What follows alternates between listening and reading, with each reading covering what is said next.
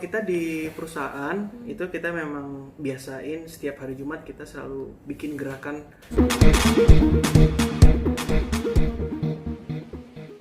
Kegiatan sosial nih, emang rutin dilakukan setiap bulan puasa kah atau seperti apa sih? Iya, kalau kita di perusahaan itu kita memang biasain setiap hari Jumat kita selalu bikin gerakan nasi bungkus, bagi-bagi itu rutin setiap hari Jumat. Dan Medina juga punya ide yang sangat mulia ya.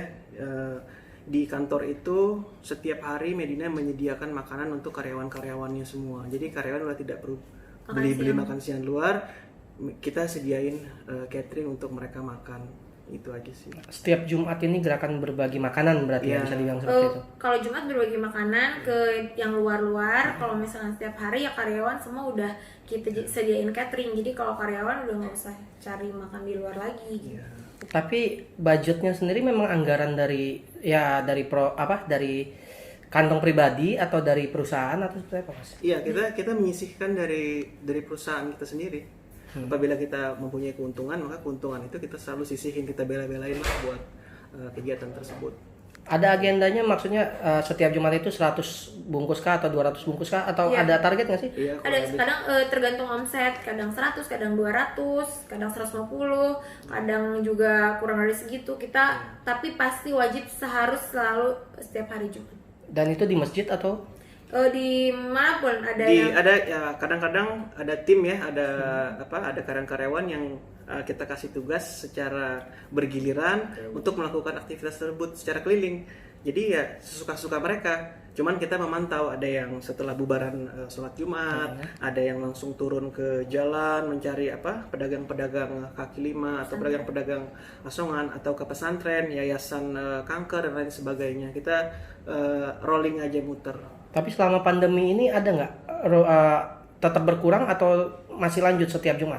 Tetap berlanjut setiap Jumat. Nah, selain hari itu ada lagi nggak maksudnya? Ada ya, kebetulan kan bersahabat ya dengan Hengki Kurniawan. Beliau kebetulan adalah wakil bupati di Bandung Barat, yang mana domisilinya sangat dekat dengan kami di Bandung gitu. Dan kebetulan Kang Hengki juga orangnya jiwa sosialnya tinggi. Akhirnya kadang-kadang saya dan Hengki bergerak bersama-sama ya, sama istrinya, sama Sonya, ke pos-pos yang memang Hengki sudah biasa, ke pesantren, ke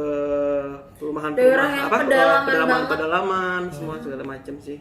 Kita pernah ke daerah pedalaman banget, perjalanannya 4 jam lebih. Ya, 4 jam. Yang benar-benar gunung banget, kita yang hutan nggak terjamah oleh yang nggak terjamah oleh orang kota lah, maksudnya jauh banget, mau beli apapun susah di tengah hutan yang masih mereka melihara anjing untuk menjaga rumahnya gitu.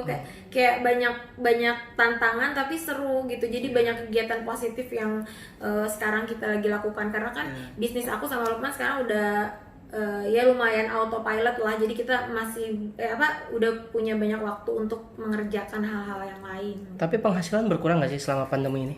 Ya tentu berkurang, karena kan unit bisnis Medina kami ini ada unit bisnis produk, ada unit bisnis jasa, yang mana jasa diantaranya adalah travel dan klinik skincare. Nah, kalau travel sendiri ini kan dipastikan lumpuh ya kan, karena adanya travel warning. Maka karyawan-karyawan kami rumahkan yang di travel.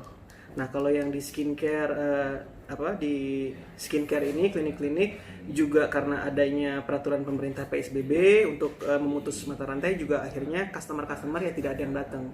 Tapi alhamdulillahnya karena kita ada juga produk online MD Glowing Skin, kita masih terbantu di situ. Akhirnya kita melakukan subsidi silang, bagaimana caranya agar semua unit bisnis ini bisa tetap berjalan. Jadi kita bela-belain deh. Makanya kami Medina berdoa semoga pandemi ini segera berlalu sih, agar ekonomi bisa pulih kembali. Nggak coba home care gitu, maksudnya datengin klien? Akhirnya yang di MD Clinic kita, karena kita melihat peraturan pemerintah, kita menyesuaikan tidak boleh berkerumun. Akhirnya kita membuka by appointment. Ya, tapi akhirnya membantu sih cuma berapa orang ya, cuma ya mungkin satu hari hanya 5 orang atau 3 orang. Ya alhamdulillah bisa membantu untuk operasional hari-hari sih.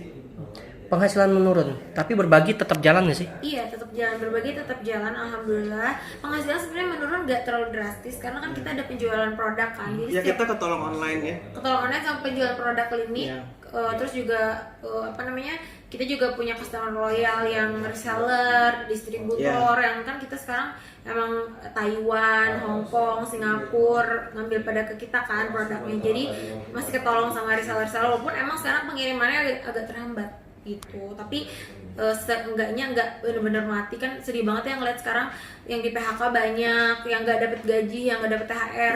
Tapi alhamdulillah di perusahaan kita nggak ada sama sekali sih yang dirumahkan atau dipecat atau THR yang nggak ada atau gajinya nggak ada. Semuanya alhamdulillah masih tercukupi. Berarti berjalan seperti biasa, gaji tetap ada, tidak dikurangi, karyawan tidak dikurangi. Karyawan tidak.